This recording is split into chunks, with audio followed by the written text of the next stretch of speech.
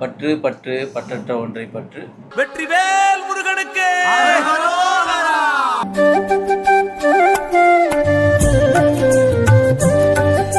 தைப்பூசம் என்றால் முருகனுக்கு மிக உயர்ந்த ஃபெஸ்டிவலில் இது உலகம் முழுக்க இது கொண்டாடப்படுது. தைப்பூசம்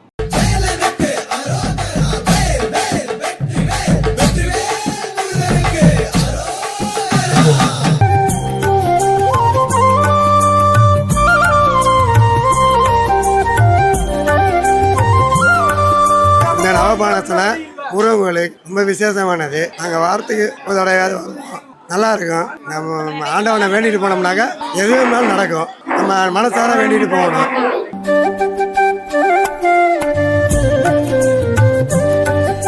வடபழனி சித்தர் பீடம் கீழே இருக்கு. கீழே வச்சு மேலே நவபாசன முருகர் வச்சிருக்காங்க. ரொம்ப சக்தி வாய்ந்த முருகர். நினைச்சதெல்லாம் நடக்கும். 1008 பால் குடம் வருஷம் வருஷம் எடுப்பாங்க. நவபாசன முருகர் கோயிலில் ரொம்ப சக்தி வாய்ந்த முருகர்.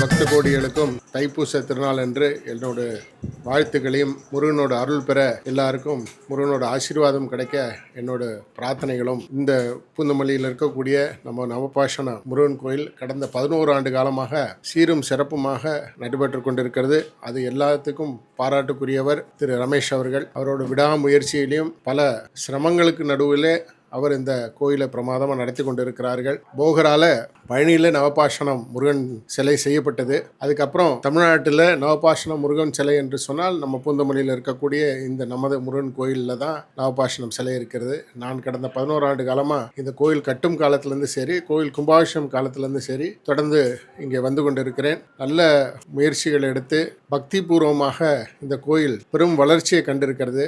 ஆயிரக்கணக்கான பக்தர்கள் இன்று பால்குடத்தோட தைப்பூச திருநாளுக்கு வந்திருக்கிறார்கள்.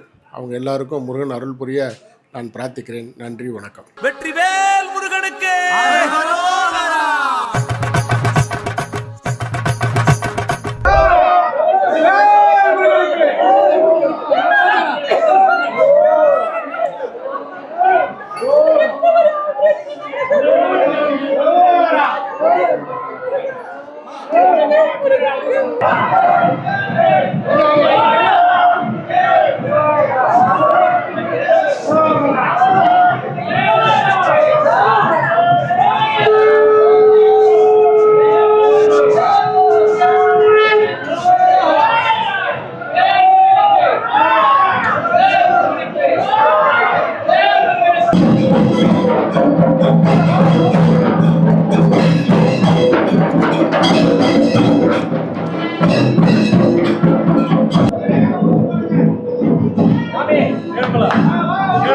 ஸ்ரீ நவபாசன வடபழனி சித்தர் பீட சார்பில் உங்களை வருகிறது.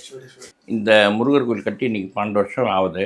கிட்டத்தட்ட ஒரு 100 பேர் பால் குடம் எடுத்து பயணம் பண்ண இன்றைக்கி கிட்டத்தட்ட இந்த 12 ஆண்டில் ஒரு சின்ன அனுபவம் என்ன கேட்டால் இன்றைக்கி 1008 பேர் பால் குடத்தோடு அபிஷேகம் பண்ணால். இந்த அபிஷேகத்தில் என்ன விசேஷம் இந்த முருகர்னா நவபாசனம் இருக்கிறதால பட்ட அபிஷேக ஜலம் வந்து ஒரு மருத்துவ குணம். இது வந்து சக்தி பீடம்னு சொல்லுவாங்க, சித்தர் பீடம்னுவாங்க.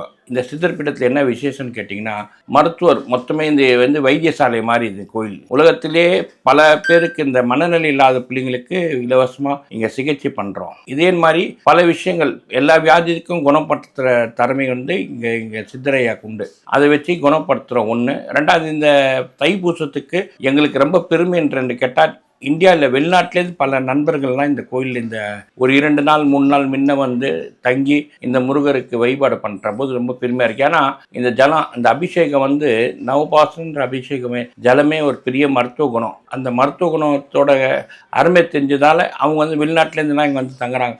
பல பேர் பல விதத்தில் பார்ப்பாங்க. நீ சென்னையில் இருக்க இந்த பூந்தமல்லியிலே இந்த நவபாசனம் இருக்கிறது ஒரு பெரிய விசேஷம். கிட்டத்தட்ட இன்றைக்கி ஒரு 25,000 பேர் கிட்டத்தட்ட முருகரை பார்க்கறதுக்கு ஒரு வாய்ப்பு உண்டுன்னு சொல்லி 25,000 பேருக்கு உணவு நந்துன்ட்டுருக்கு. ஸோ இதோட கூட இருக்கலாம். ஒன்று.